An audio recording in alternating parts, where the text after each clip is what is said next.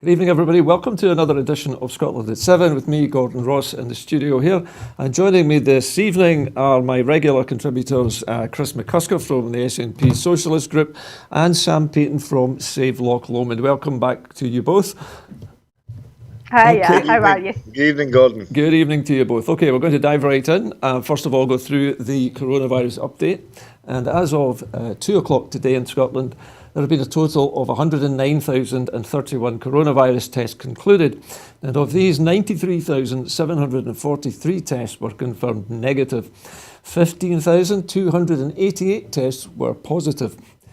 797 people were in hospital last night, 26 of whom were in intensive care, with another 11 suspected COVID-19 in intensive care. And this marks an increase of 48 confirmed new cases since yesterday. The number of patients in Scotland who have died from complications caused by the coronavirus COVID-19 infection has sadly risen to 2,316.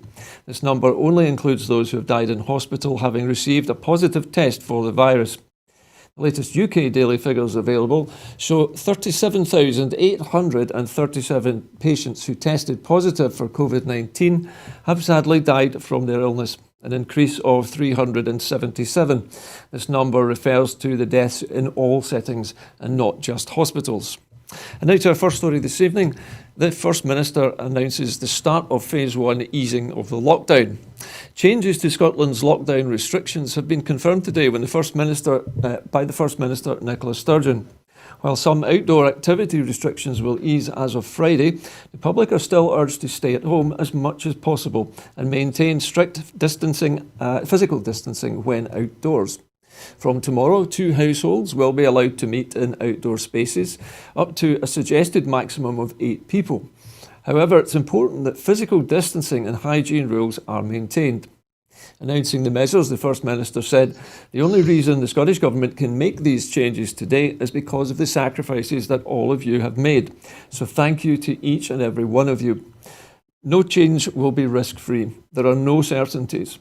While I'm confident of that, there's also the chance that even in these limited changes will lead to much greater change in reality. So please act within the rules, be respectful of each other's space, be kind, be prepared for things to be very different, and remember that each individual decision that you take affects the well-being of all of us. We can only take these steps towards a less restricted lifestyle if people continue to obey the guidance. Measures will come into force in Phase 1 include, from tomorrow, May 29th, 1 household can now meet up with another outdoors. This can be in one household's garden, but physical distancing is still required. It is expected that households will only meet one other household within the same day and up to a recommended maximum of 8 people in the overall group. From tomorrow, the 29th of May, public outdoor spaces can now be used for recreational purposes. For example, to sit in the park, to sunbathe or have a picnic. People should not share food and drink between households and should avoid using shared facilities, such as bathrooms. If eating, each household should bring their own food separately and avoid sharing utensils, dishes or cups, and use hand sanitizer before eating. Physical distancing between households should be maintained at all times. Also from tomorrow, you can now travel short distances for outdoor leisure and exercise, but you should remain in your local area, suggested to be 5 miles from your house, although we will ask people to use their judgment. People are encouraged to walk, wheel or cycle where possible. From Monday, the 1st of June, staff can return to schools subject to risk assessments and appropriate physical distancing and hygiene measures being in place to support this. This is to plan and prepare for the new blended model of learning to be implemented from the 11th of August. From next Wednesday, the 3rd of June, childminding services and fully outdoor nursery provision will be available, although the capacity will be limited. Both measures will be subject to increased hygiene measures, small group working and physical distancing of adults. From tomorrow, the 29th of May, most outdoor workplaces to resume with physical distancing measures in place once the guidance is agreed, including horticulture, landscaping and garden centres with forestry and environmental management. Associated cafes should not reopen at this stage except for takeaway, and physical distancing measures should be followed. From tomorrow, the 29th of May, the construction sector is expected to be able to implement its first phase in its restart plan. A move to phase 2 of the construction sector's plan will follow consultation with government to ensure that it is safe to do so in line with public health advice. Also from tomorrow, food outlets, restaurants and cafes are able to provide delivery, takeaway and drive-through food options in line with guidance and complying with safe physical distancing measures. Also from tomorrow, unrestricted outdoor exercise and some non-contact outdoor activities within the local area, such as golf, outdoor tennis and angling, can resume, provided that physical distancing is followed. It does not mean taking part will always be safe, and you should use judgment and take part only if you can do so safely, maintaining physical distancing and not putting yourself or others at risk. From Monday, the 1st of June, household waste recycling centres begin to reopen. Sites must operate safely, ensuring physical distancing is maintained and should only be visited when absolutely necessary to minimise journeys. So it's quite a long list, Sam and Chris. I think, Sam, I'll come to you first. What have you made of these relaxation changes so far? They actually seem, at least to me, to have gone a little further than I anticipated. What do you think? Yeah, I agree with you there, Gordon. I wasn't expecting them to go quite as far as that. But yeah, I think, to be honest, in terms of people's mental health, it's kind of needed. I know we're trying to combat COVID-19, but a lot of people are suffering from mental health at the moment because that's been quite a long time, especially people living on their own. So I think, allowing other households to meet up outside. I mean, the thing is, there's a kind of lesser risk outside of transmission, whereas if you're inside a building, it's more contained, you've got a higher risk. So I think, it makes a bit of common sense to allow people.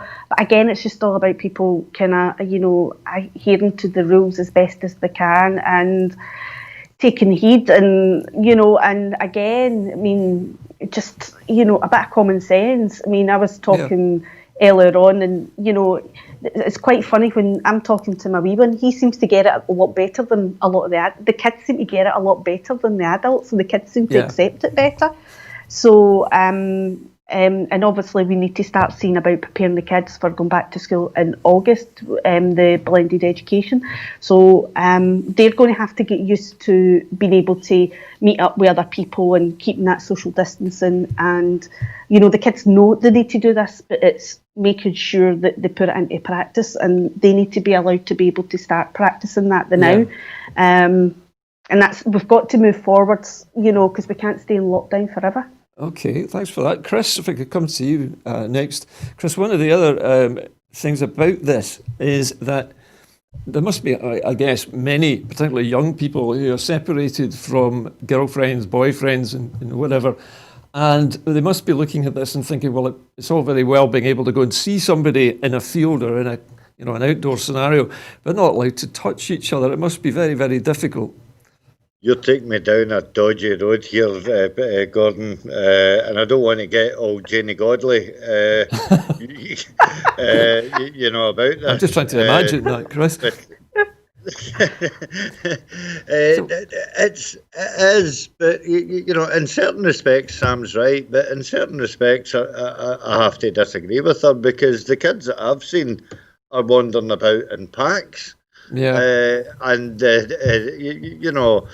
only social distancing when they pop into Tesco's and stuff like that. But when they're walking about, as I can... Well, Chris, I'm actually talking about young adults, over the age of 16 or 18, whatever. That they're obviously separated, and Sam's been talking about much younger children. Yeah. I mean, I get what Sam's saying, and also I get the question. I think it was from our Sun reporter. It's quite typical of the right-wing media to, put that kind of sleazy question towards the First Minister, to try and lure her into, talking about, sex and stuff like that. But that joke was covered earlier on, about a month ago or something like that. And as I say, Jenny Godley had her say on that.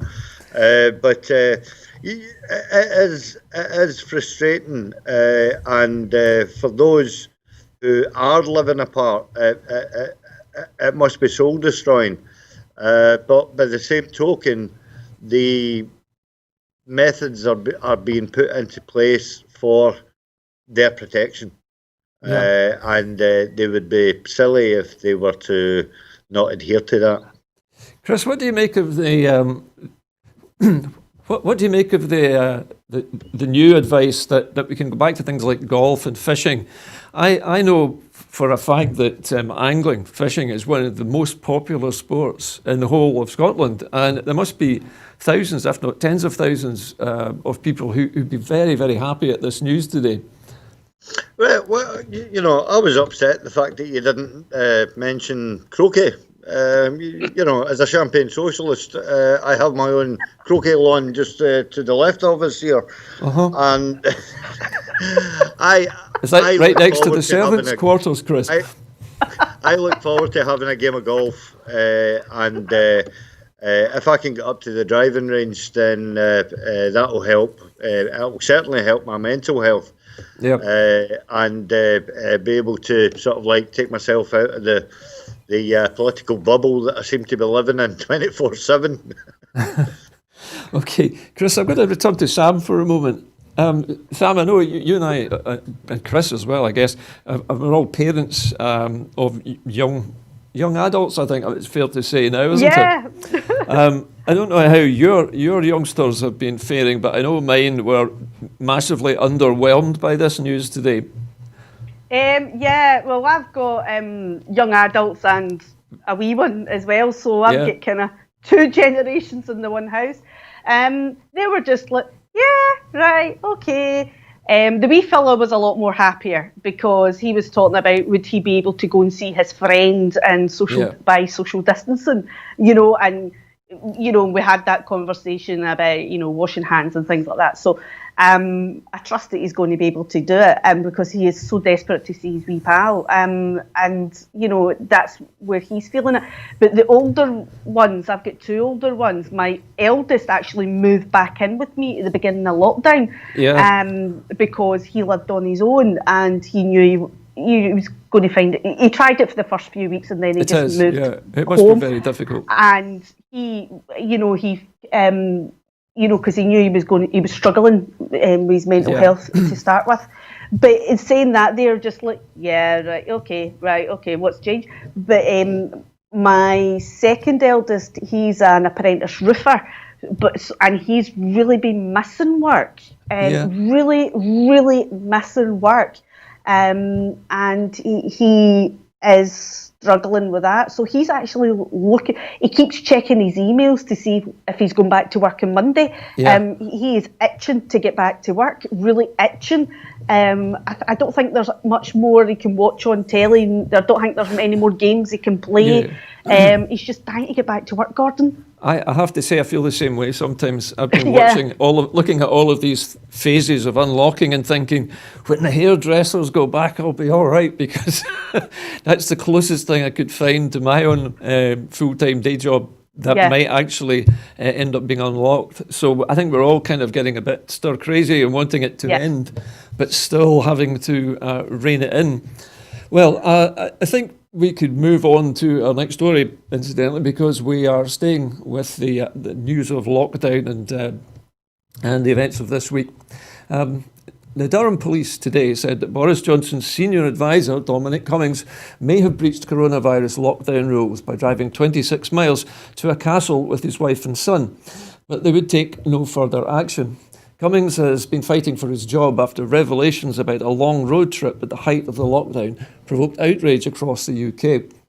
Cummings has refused to apologise for the trip, involving a 260-mile trip to his parents' property in northern England and another day trip to a local castle that he said he took to test his eyes and driving ability after being ill with suspected COVID-19.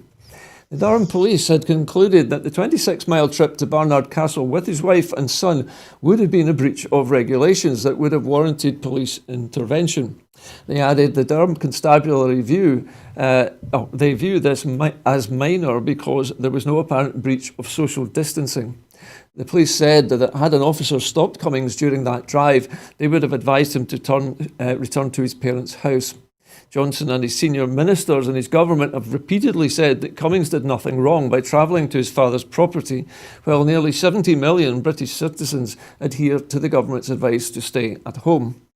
Now, Chris, I think I'll come to you with this first of all. Now, Dominic Cummings has remained largely unapologetic for his actions, claiming, he's playing the father card. I think some people would have said that he is trying to convince us all that what he did was reasonable, although this 26-mile drive to Barnard Castle seems to jar with that sort of logic. Yeah, I find the whole episode absolutely deplorable, and even more so, there were some suggestions, I don't know if they were true, but there were some suggestions that he was playing on the fact that his son is autistic. Yeah. And even if his son is autistic, he shouldn't be using that as he shouldn't be using a disablement as an excuse for his own failings. And I read the statement from the Durham police, and it's actually quite a long statement. Yeah, it was. And it seems to be that they are basically it's a crossing the I's and dotting the T's exercise, and folding the paper up and shelving it on the sort of like done tray. Yeah. And I mean, they can now move on, wash their hands of it, and get on with policing their own community. But what I struggle to understand why the insinuation that Dominic Cummings is fighting to keep his job. Dominic Cummings doesn't need to fight to keep his job. He's protected by Boris Johnson, and he's also protected by the establishment. He's also protected by the right-wing media. And there is just no way. I thought there was a possibility that his job became so untenable that he would be removed by Friday. Quite clearly, what has happened since then leads me to believe that there is Boris Johnson will move hell and high water in order to protect his most trusted advisor, because basically Boris Johnson cannot operate that government without him. Yeah, I've heard other people commenting on this, that the relationship between Mr. Johnson and Dominic Cummings is not one of boss and employee. It's more a sort of master and student. It's almost like he is the one, the Prime Minister is the one who is actually taking his instructions from Mr. Cummings. Yeah. And it's Trumpellian-like. If I can use that kind of word, because no doubt Trump has got the same kind of advisors, spin doctors, call them what you like, I mean, even back in the days of the Labour government, they had Campbell in there, who was the king of the spin doctors. Yeah, who basically introduced it to the Blair government, and worked to fantastic effects. I mean, how else could a government pull off their complicity in the Iraq War? So, he is a necessary evil in the grand scheme of the inner workings of the Tory Westminster group. And whilst Johnson is enjoying an 80-seat majority, it would really take a complete feck-up, and I'm talking about a major feck-up. This is just a wee slip, but, it would take a major feck-up for Cummings to get removed. Well, we're hearing now, Chris, that there are 40 Tory MPs now lined up against Mr. Johnson's position. Plus, we also have a public petition which is just about to reach 1 million signatures this week, I understand. So the mood of the nation is very different. I don't really favour these online petitions and stuff like that. But out of those 40 Tories who are softly rebelling, it's notable to single out that there is only one Scottish poodle within that 40-strong cohort, Yeah. who has had the audacity to say that he is respecting the wishes of his constituents and basically nestling his own feather for the stormy time ahead. Okay. Sam, if I could come to you for a moment. We've been talking about Mr. Cummings and his relationship with the Prime Minister. Some people have compared him to Rasputin as being the sort of power behind the man, or the power behind the leader. But it's also been said in some circles that he is also the architect of what might become a no-deal Brexit situation later on this year.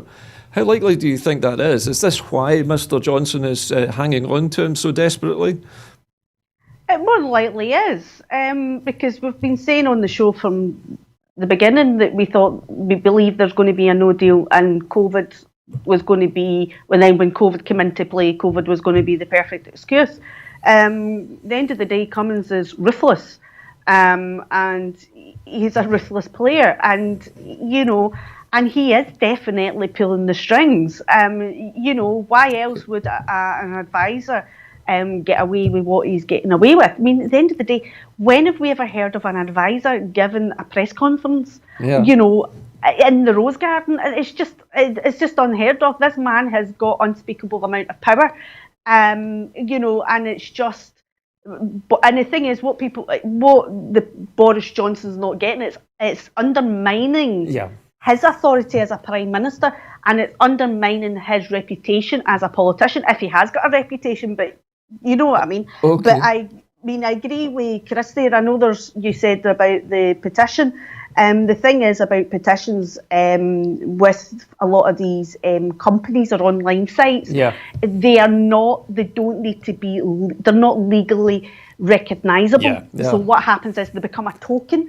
So it's one of these things. Okay. So I never signed them, because you always find that people, it's one of these ones where they can be ignored, and what people need to be doing is petitioning the Parliament and putting pressure on their MPs and MSPs. Okay, Sam, thanks for that. We're going to move on to our next story now.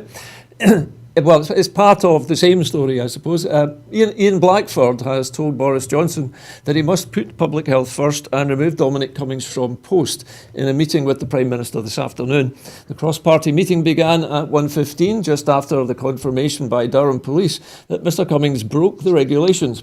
In that meeting, Ian Blackford told the Prime Minister that keeping Mr Cummings in post was undermining public trust in the UK government and its health message, and putting lives at risk. Other opposition parties have echoed the call. The SNP Westminster leader pointed to the warnings from leading public health experts, senior police officers and polling, showing that 65% of the public think that Mr Cummings' conduct will make it less likely that people will obey the lockdown rules. This meeting this afternoon was attended by the Prime Minister and the Westminster leaders of the SNP, Labour, Lib Dems, the DUP, Plaid Cymru, and SDLP, and the Green Party and Alliance parties. It comes as a public petition on the issue nears 1 million signatures, and a growing rebellion of Tory MPs has called for the Prime Minister to take action.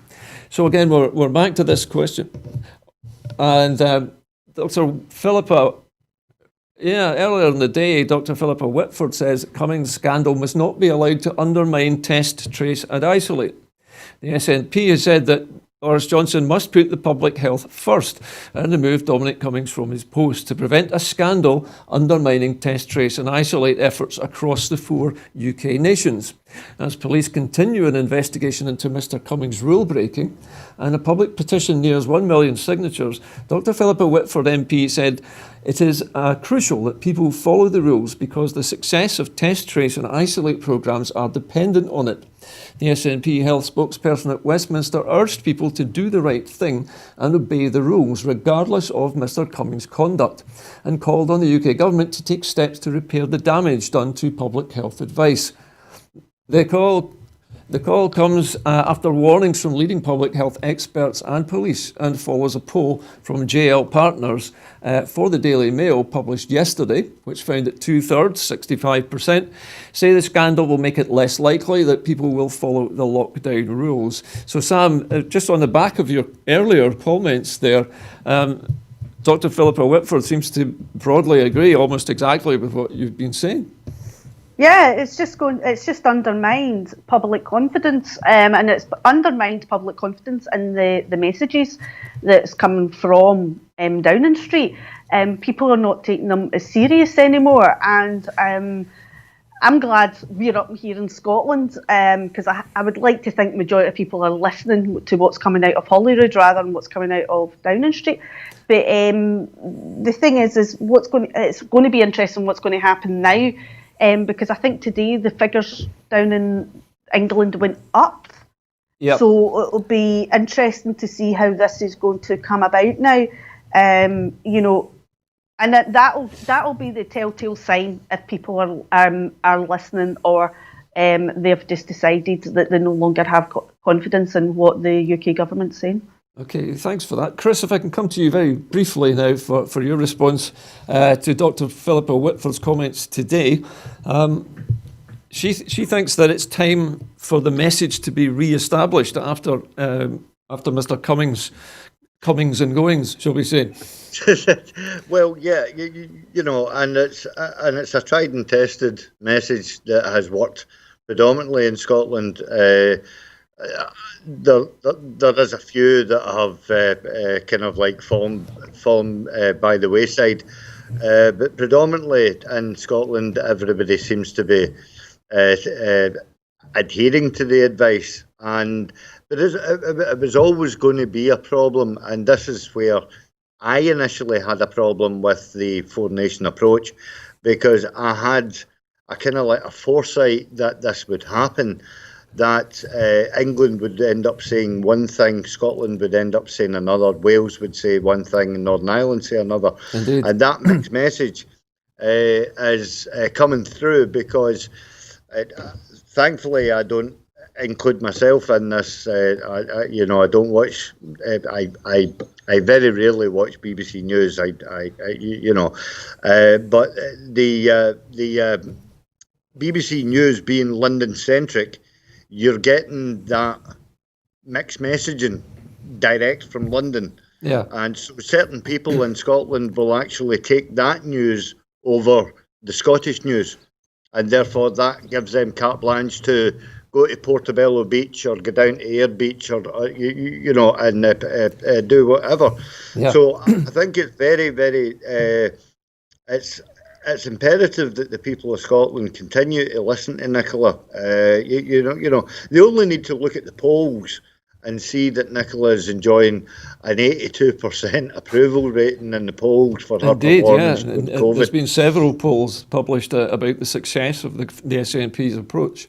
I'm going to move on, Chris, to the next part of this story. The SNP MP Alan Smith has written to the European Secretary calling for urgent clarity over reports that UK embassies have been instructed not to accept new procurement asks from the devolved governments for vital protective equipment. In a letter to Dominic Raab, the SNP's Shadow Foreign Affairs spokesperson warned that the move clashed with the Prime Minister's comments that it is entirely right that the devolved administrations take different approaches to tackling the coronavirus pandemic, adding, "We respect and support that." The letter to the devolved administrations, written by a top UK civil servant, stated that the UK embassies have now been instructed to work on a single UK ask on international procurement, and that on the advice of ministers, overseas networks will not undertake additional work to support any new procurement asks. In commenting, the SNP Shadow Foreign Affairs spokesperson Alan Smith MP said, "This leaked memo raises serious questions and the Foreign Secretary must set out clearly the justification behind pooling UK embassy support for securing vital protective equipment." Fortunately, this underhanded Tory move has not stopped the Scottish Government from procuring millions of items of PPE from around the globe, ensuring the protection of frontline health and social care workers. Now, Chris, I know you as a trade unionist and as a trade union representative, I believe, as well, I think it's fair to say, that you have been criticising well, actually, both the UK and the Scottish Government in their efforts to try and procure personal protective equipment over the last few months. And finally, the Scottish Government has been forced to sort of act unilaterally in this respect. I don't think that the Scottish Government have been forced to act. Ivan McKee has done a fantastic job in procurement, and you know, that's laid out well as you look at the pictures. Prestwick Airport, the constant landing of aircraft filled with personal protection equipment, and on last night's debate night, dare I mention the BBC again, he further went to explain the fact that there are now more and more companies in Scotland who are actually producing our own personal protection equipment. Yeah. And I think that's testament to the work that he's done as Trade Minister. So, you know, and whilst I don't want to be churlish about it, you know, I would like to see, if we are producing a surplus, you know, why not sell it to England? You know, they need it. But Wales needs it. Northern Ireland needs it. Chris, can I ask you, when you heard the fact that you know that England are acting in an insular way, and it just highlights the amount of protectionism that the England government operate on. They want to look after predominantly the southeast, and then they'll think about what's happening outside the M25. So do you think, you obviously are implying there, Chris, that there's been a bias towards supplying English services, but what I'd like to know, Chris, do you think that the government instructing their foreign embassies to stop taking any instructions from the devolved governments is a shot being fired across the bows? Because we now have, well, we are out of the European Union officially at the moment, and it seems to me that devolution is fine up to a point, but the British government obviously sees a danger in allowing devolved governments to act unilaterally, even on something as simple as PPE. Well, it's not a bias from the Scottish government. You know, I mean, we've said all along, way back into 2012, 2013, that we would much rather be amicable neighbours than you know, the noisy ones. And we have said all along that we would wish to continue trade. You know, and we'll sell to the English and the Welsh and the Northern Ireland, just as we will buy from England, Wales and Northern Ireland. Chris, what I was getting at was that the instruction from the English government to their embassies to basically say there is no more procurement for the devolved nations, the procurement is only for England, then yes, that is a complete bias. But it was, Chris, I think it wasn't quite set out in those terms. What it was an act of control, I think, by the British government, stamping their authority on any procurement that is being done through their embassies, as they would see it. And so they, as I said, they would allow a little bit of latitude, but not that much. You can call it bias. You know, you say tomato and I say tomate. it's all in the one thing. It is not in the spirit of what was originally mentioned as a four-nation approach. Do you think, and the Chris, four-nation approach has not worked the way that it was set out? Can I ask you, Chris, do you think that this has been done to stop Scotland and the other devolved nations looking like countries when it comes to procurement in the European Union? Of course it has. And Ivan McKee's played an absolute flanker. Because he's been quietly getting on, diligently doing his job, and talking to people in and around Europe, and also to local businesses to diversify in their production.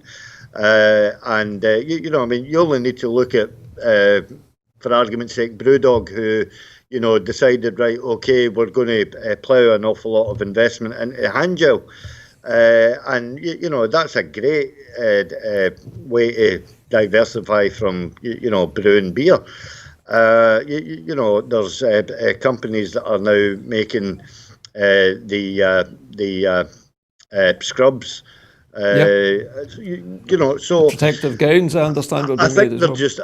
I think they're just basically shooting themselves in the foot, and this will all come out to play once COVID is over and done with.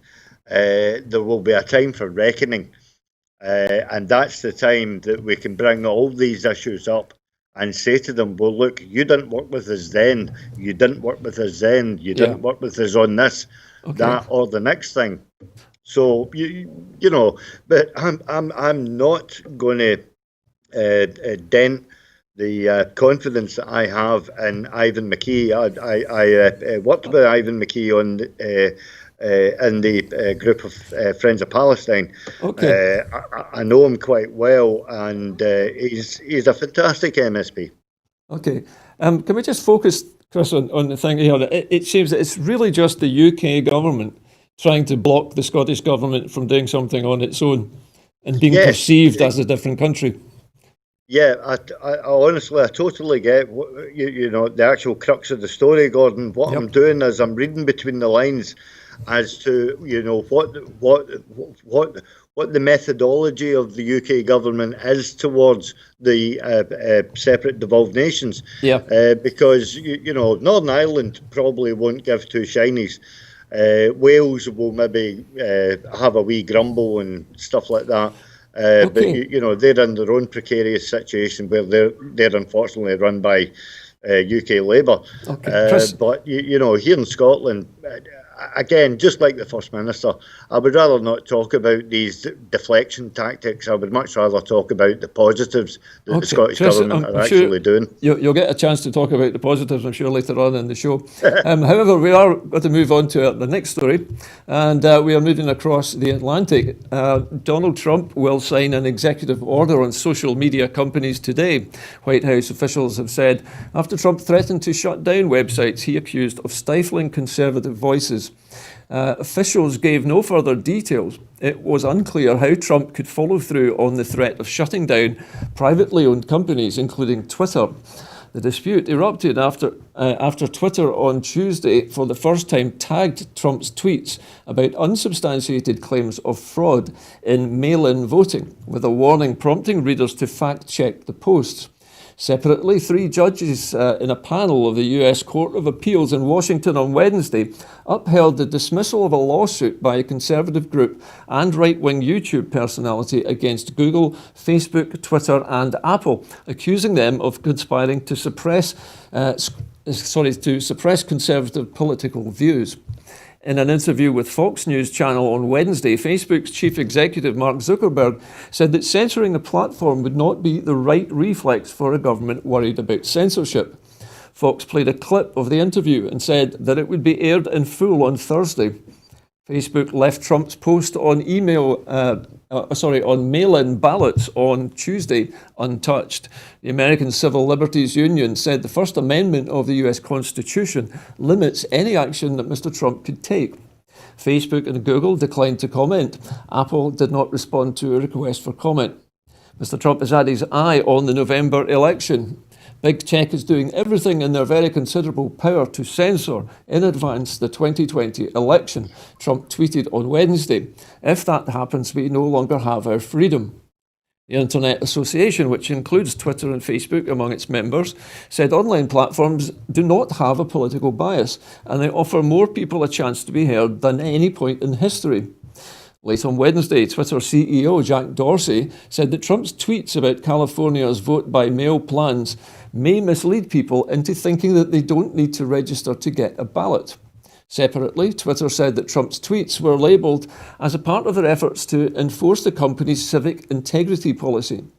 The policy document on Twitter's website says that people may not use its services for manipulating or interfering in elections or other civic processes.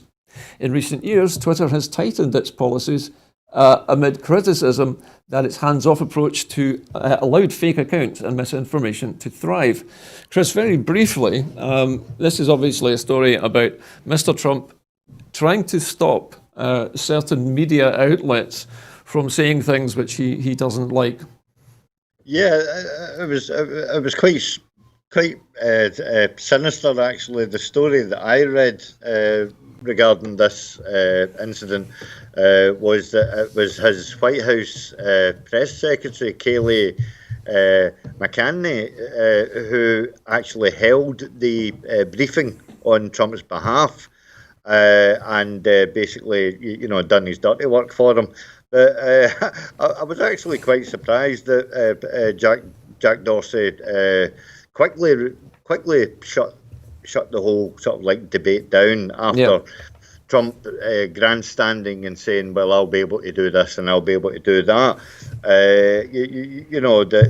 He unequivocally said that the site would be able to continue to flag up misleading information. And that's what, if you are on Twitter or if you're on Facebook or something like that, you have to be clever enough to identify what is a spam story and what is actually a real story. And when you get that link up on your Twitter feed or on your Facebook feed, it's well to do a bit of due diligence behind the story. Of course it is, yeah. Most and people know this. Find out what the source of the actual media reporting is. Then you can decide yourself as to whether you want to comment on that or not. Yeah, it would appear that Mr. Zuckerberg's standing firm. He's not backing down in the face of Mr. Trump's threats. And there's he's not. Zuckerberg's basically saying he's not going to put any kind of censorship on his platform. So basically, he doesn't feel he wants to put any warnings on his platform or any kind of Zuckerberg censorship, won't however want to do subtle. anything that Thingy actually would do any harm towards his own capitalist agenda. Facebook is a multi-million-pound corporation, as is Twitter, and in the realms of technology that we find ourselves now, more and more people are finding their news information on social media platforms. And it's just the fact that people have to be astute into actually what they are posting and what they're actually commenting on. So, sometimes, of course, people just aren't that astute and they just read the first headline, Chris, unfortunately. Well, correct, yeah. Anyway, I'd like to move on now, Chris, if we could. And the European Union is apparently willing to move in the negotiations on the future of the EU and UK relations. But the UK government must make a bigger effort to do the same in talks next week, the EU chief has said on Thursday. EU Trade Commissioner Phil Hogan told MEPs that negotiations had not made much progress to date. Perhaps the United Kingdom has come to the conclusion that there's not going to be a deal. I hope not, because we want a deal. But speed is of the essence, because time is short, he told the Trade Committee of the European Parliament before the next round of negotiations next week. The UK told the EU on Wednesday it needed to break a fundamental impasse to clinch a Brexit trade deal by the end of the year, and said an agreement on fisheries might not be ready by July. We hope that we will see a bigger effort than we've seen to date from the United Kingdom side to move on certain issues, because we stand ready to move on ours, to move forwards some of the solutions that are required on many issues of concern to both sides, he said. Mr Hogan said that the UK stance might represent a negotiating strategy rather than issues of substance, adding that the talks needed confidence-building measures next week. The United Kingdom left the EU on January 31st, but the main terms of its membership remain in place during a transition period until the end of this year, allowing time to negotiate a new free trade deal with the bloc. Now, Chris, again, we have talked about this many times, and the general consensus among a lot of commentators is that we are sliding gradually towards a no-deal Brexit, and the United Kingdom seems to be dragging its heels in these negotiations. Yeah. I actually don't think that we're sliding towards a no-deal Brexit. I think that Michael Gove is on the motorbike and revving up towards EU no deal, and it absolutely frightens me. I watched the parliamentary committee with Michael Gove and his sidekick. I can't even remember the advisor's name, and it was a woeful display, an absolute woeful display. Pete Wishart managed to get in a series of good comments within the 5 minutes allocated to him. And it is, honestly, you have to watch that, and then you will understand that they have not got a feckin' clue what they're doing. Well, I mean, quite clearly they know what they're doing, but they're trying to do it in such a way that it is done with the least amount of scrutiny. And, you know, hey-ho, December 31st. Sorry, guys, we've tried as much as we can to get a deal, but because of the coronavirus, we've been unable to get one. So therefore, we have to go for a no deal, and that's what they wanted all along. Okay, Chris, I'm going to move on to another story concerning basically, we're actually going to continue talking about this particular subject. Now, the UK has had, I think this is coming up for its third round of negotiations with the European Union, and the red lines drawn by both sides have remained all the way through, as far as I'm aware. Somebody briefly asked me the other day what would happen in Ireland, bearing in mind that the DUP voted with the Conservatives on abolishing the farming regulations that the European Union had given us over the last 40 years. And would that affect the way Northern Irish farmers were impacted? And I couldn't see any way how the Northern Irish farmers could be anything but impacted by this. Yeah, the Northern Irish farmers are going to be feeling the exact same as the Scottish farming community as well, and they've all been shot in the back by the Tory poodles and the DUP poodles,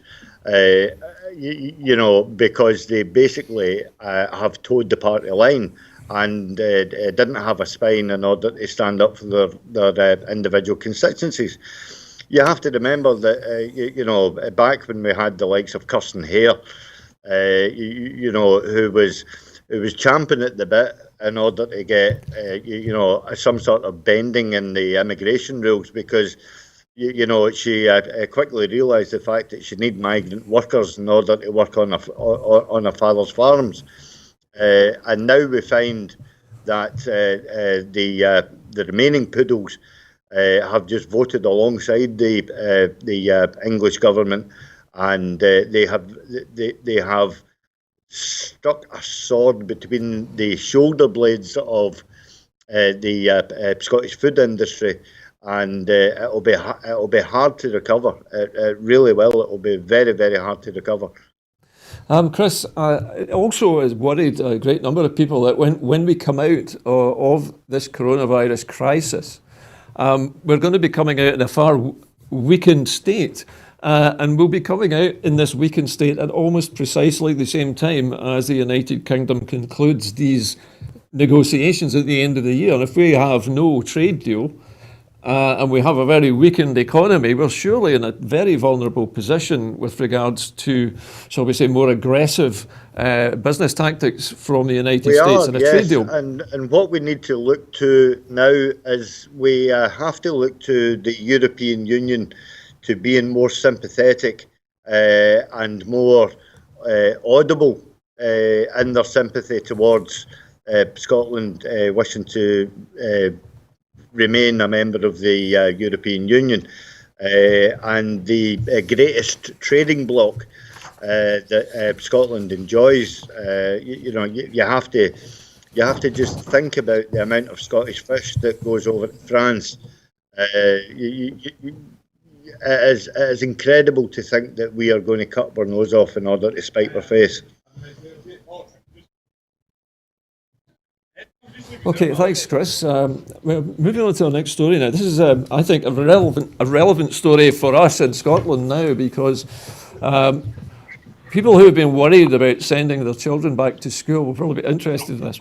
Now, I understand that Sam, who you may have noticed has been absent for a few minutes in the background, there's a reason for this. Sam has now gone out into the street for the final clap for the NHS. Welcome back again, Sam. You hearing me okay?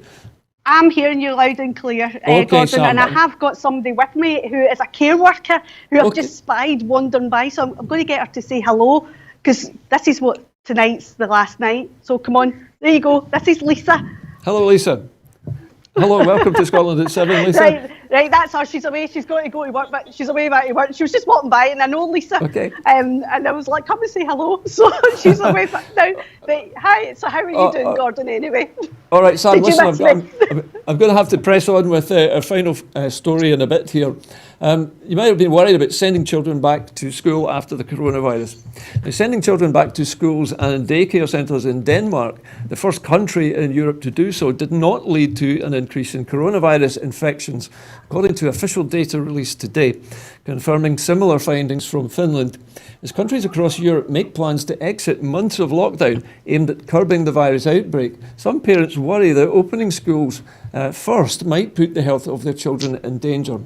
Following a 1-month lockdown, Denmark allowed children between 2 and 12 years back in daycares and schools on April the 15th. Based on 5 weeks' worth of data, health authorities now for the first time saying that the move did not make the virus proliferate. You cannot see any negative effects from reopening of schools, according to Peter Anderson, the Doctor of Infectious Disease Epidemiology and Prevention at the Danish Serum Institute. The number of infected children aged between 1 and up to 19 declined steadily since late April, Anderson said. Following a slight uptick immediately after the reopening of schools. In Finland, a top official announced that similar findings yesterday, saying that nothing so far suggested the coronavirus had spread faster since schools reopened in mid-May. Sam, can I bring you in on this first, since we now have you back? As a mum, if you were in the position to send your children back to school, how would you be feeling right now? If I was sending them back to school on the 1st of June, I would be very concerned and very worried. Yeah. But in terms of, because we're not going back till August, I'm a lot more confident about sending my wee one back to school. Yeah. And with all the things that are going to, by the time August comes, things are going to be put in place. So, yeah, I'm quite confident about putting them back to school in August. Well, Sam, you'll be glad to know, of course, that the Scottish Government has no such plans. And in fact, the detailed guidance on practical measures to allow schools to reopen on August the 11th has been published. Teachers and other school staff will be able to return in June to prepare for the new model of learning from August. The plans are contingent on scientific and medical advice that it's safe to proceed and that public health measures are being in place. The key contents of the guidance include local plans. Education authorities and schools should draw up national guidance, should draw on national guidance to work in partnership with trades unions, staff, parents and children to develop local plans. Physical distancing, with some limited exceptions, physical distancing of 2 metres for staff and pupils will be implemented. Physical distancing measures will be kept under review as the public health position evolves. School transport. Schools will work with council transport teams to inform their local planning, particularly in respect of options to minimise and, where possible, stagger the use of public transport. Active travel, such as walking and cycling by parents, carers, staff and pupils, will be encouraged. Determining capacity, local authorities and schools are encouraged where necessary to take an innovative approach to the use of alternative facilities to bring as many children back on a safe and phased basis as possible, subject to risk assessments, while maintaining a positive learning environment. Separate guidance for early learning and childcare settings is being developed. Chris, your turn, I think, since Sam is still out in the field. I'll give her a rest for a moment. So, Chris, I mean, children are obviously our future, and I think people are always worried about their kids. And sending them back to school, we want to make sure that the school is safe and that the appropriate measures have been put in place. How do you feel yourself as shall we say, an older parent now with children who've grown up? How would you feel if your child was going back to school in August? My daughter is in further education at South Lanarkshire College in East Kilbride, so I'd be quite concerned about her going back to college when it eventually reopens. Again, my daughter is a member of the Shieldon community as well, so I'll need to take some careful conversations with my ex-wife in order that we do that, because normally in normal times I would travel down to their house and actually take her to college. Yeah. Just because of the geography of the buses and stuff like that. My daughter's not independent enough to take the bus on her own. Okay, so yeah, it's a very worrying thing. But not only that, we have to consider the health and safety implications for the teachers and the supply staff as well. Okay, listen, thank you, Chris. I'm going to bring Sam back in just hopefully for the final time. Sam, are you there? Yes, I'm still here, Gordon. Okay, Sam, listen, as a mum, if you were bringing children back to school, I mean, I don't know about you, my first thought would be, how are you going to keep the children apart in the playground? You know, often they jump all over each other. It's very difficult to separate them. I don't think that's going to happen, do you? It's going to be difficult to do that, to be honest, Gordon. And I think it's just about, re-educating kids about constantly washing their hands and things. But I don't think you were going to be able to keep them apart in the playground. I think it would be expecting far too much out of children to do that. Yeah, I mean, the children can't play properly if they're not allowed to go near one another. They've got part of them growing up and learning and things is all about physical play and running about and things. I'm guessing, I don't think it's possible to do. I'm guessing that the education authorities and educators themselves, teachers and head teachers, will have been thinking about how to do this and whether children playing in an outdoor environment presents any particular risks, since we've already said that we're allowed to meet people outdoors. Yeah, they're going to have to take it all into consideration, because also as well, when you look at the wee infants, like primary 1s, primary 2s and primary 3s, they require a lot more support. And a lot of the times, especially the wee primary 1s, they're looking to get wee cuddles and things like that off the staff and things. And for the staff not to be able to do that, it's obviously they're going to have to look at all the kind of health and safety regarding that and risk assess all that. But all these things need to get taken into consideration. Because I know my wee one, when he was in primary 1, or if he gets upset, he quite likes, there's a couple of staff that he goes to get a wee bit of reassurance and a wee cuddle. And I don't want that to stop. I think it's quite nice that they've got an adult they can turn to in school. And I don't want to see staff at risk and putting themselves at risk. But again, I don't want, it's getting the balance between, the kind of risk assessments of that and making sure our kids' welfare needs are being met as well. Yeah, my own experience, Chris, is I live in a terraced house and there are gardens all the way along the street on either side of us. And the local children have been extremely creative in thinking of ways to play with each other without actually crossing the boundaries between gardens. So we've had frisbees and airplanes and balls flying over garden fences for the last few weeks as they invent new games. It's quite amazing how quickly they adapt. Well, I've been watching the children in my estate, and we've got shared communal gardens here.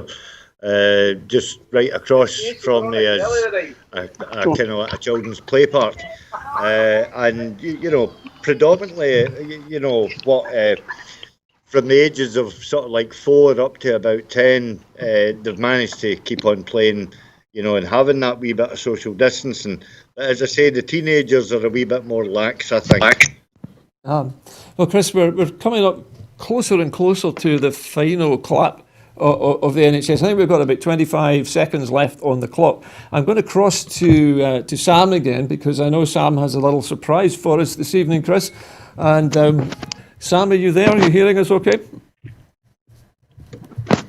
Oh, Sam, we're seeing an empty street at the moment.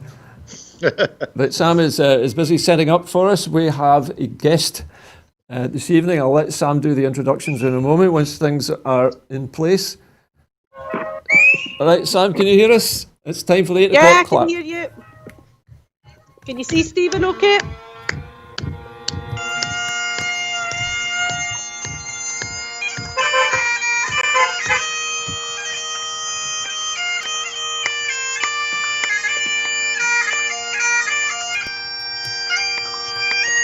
And this is a piper, Stephen Granger, who's piping us out this evening.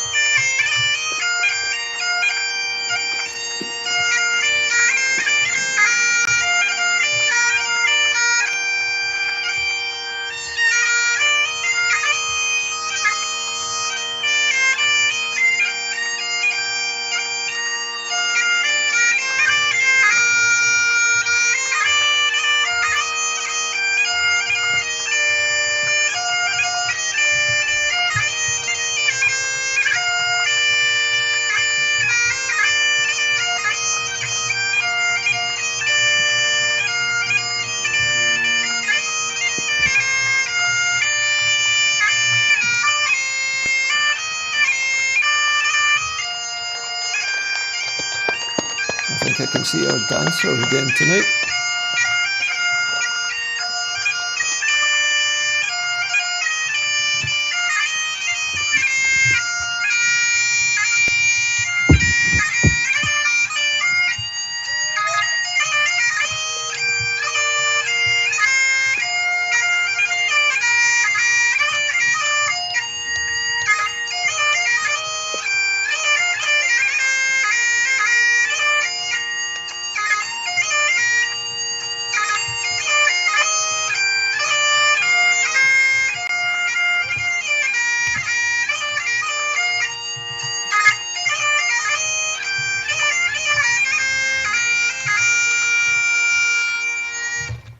Thank you very much. And that was, of course, Stephen Granger piping us out this evening. Thanks again to Stephen. Well, Sam is back again. Sam, thank you very much for your surprise this evening to play us out. You're more than welcome, Gordon. I hope everybody enjoyed that. And of course, this is the last of the claps for the NHS, who are doing such amazing work in such difficult circumstances. Sam, do you have a guest for us? Yes, I've got Stephen here. Hi, bring Stephen on. Hello, Stephen. I'll move back. Oh, Hi, Gordon. How you doing, lad? Wonderful. Thank you, Stephen. That was a brilliant performance. Thank you very much. I played that one especially for your Nicola. We'll dedicate it to her for you. Stephen, it's wonderful. It's nice to play this out, the final clap for the NHS that there's going to be. So we wanted to have something special for this evening. So we thank you very much for all your efforts tonight. Well, Gordon, I'll give you back to Sam. Okay, thank you. Bye-bye, Stephen. Sam, we're going to try and get back into the studio. I know you're miles away from your house at the moment. So we'll say farewell here. I will close the show out with Chris, but thanks for all your efforts tonight, Sam. You're more than welcome. I hope everybody has a nice evening. Okay. Bye. Hang on, Sam. Right, just stay with us for a moment. So we're coming to the end of the show. It just remains for me to do my usual appeal, and that is if you have enjoyed our show on Broadcasting Scotland, in fact, if you enjoy all of our shows in Broadcasting Scotland and would like us to make more, you can do that by helping us by becoming a supporter of Broadcasting Scotland. To do that, you follow the instructions at the bottom of your screen now. You go to www.broadcastingscotland.scot/register and follow the prompts. That's it from us at Scotland at 7 tonight. I'd like to thank my guests, Chris McCusker and Sam Payton. Thank you both very much for this final night of the clap for the NHS. Pleasure, Gordon. Okay, and that's it from the show tonight. I'll be back again on Monday, but until then, stay safe out there and a very good night to you.